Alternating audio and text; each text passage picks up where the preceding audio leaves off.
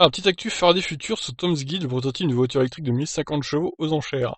Le constructeur automobile Faraday Future n'est pas dans la meilleure situation. En effet, son fondateur a déclaré une faillite personnelle. La société a perdu la plupart de son équipe d'origine. Pour l'instant, elle n'a pas obtenu suffisamment de capitaux pour produire la moindre voiture. D'accord, bon.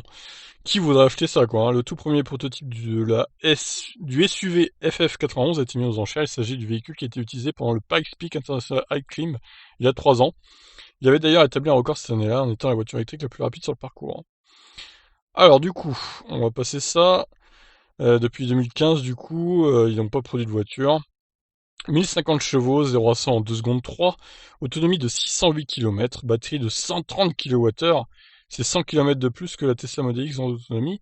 L'intérieur est très minimaliste, on remarque de gros boutons en dessous de l'écran central et que le véhicule n'est pas particulièrement propre. Sans doute a-t-elle été remisée dans un entrepôt après ces quelques tours de roue. Ouais, c'est vraiment un prototype, hein, parce que c'est vraiment dégueulasse l'intérieur hein, quand même. Les premiers prototypes sont souvent très convoités par les collectionneurs du véhicule et racontent des histoires ayant une provenance différente de celle des véhicules de série. L'histoire de Faraday Future a été assez atypique. Après s'être proclamé comme étant le plus grand rival de Tesla, le constructeur automobile n'a pour l'instant encore jamais produit de véhicule en série. Ah bah ouais. Quel échec hein, quand même Faraday Future. C'est un gros échec parce que là, pour le coup, 130 kWh de batterie, c'était énorme hein, quand même. Niveau autonomie, elle pouvait rivaliser avec le Model X sans souci. Alors, par contre, est-ce qu'il y a des trucs d'enchères là? Est-ce qu'on voit où ça en est l'enchère ou... On a des photos de la voiture par contre, ça peut être intéressant. Ouais, je vais déposer une enchère à 1 dollar symbolique évidemment. Cette voiture ne vaut pas plus. Ouais, elle a une forme assez atypique hein, quand même. Ouais, disons, ouais, c'est trop bizarre. Elle a l'air hyper longue. Elle a pas l'air si haute que ça par contre, mais... Oh, les boutons énormes. On dirait un espèce de d'engin tuné, enfin c'est trop bizarre quoi. Oh, et les sièges derrière, wow.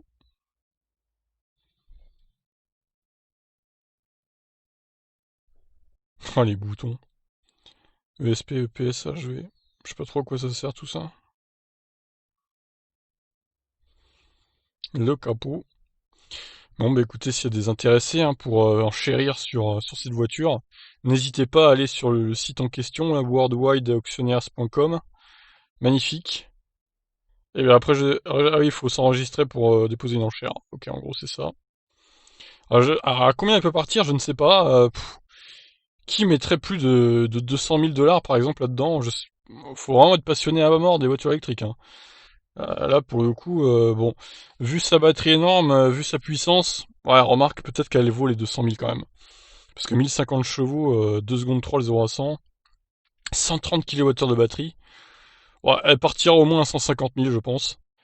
Et peut-être même plus, vu que c'est une voiture hyper rare. Peut-être que l'enchère va monter, va monter, va monter. Bah écoutez, voilà, je vous laisse. Qu'en pensez-vous de cette Faraday Future aux enchères? Allez, ciao!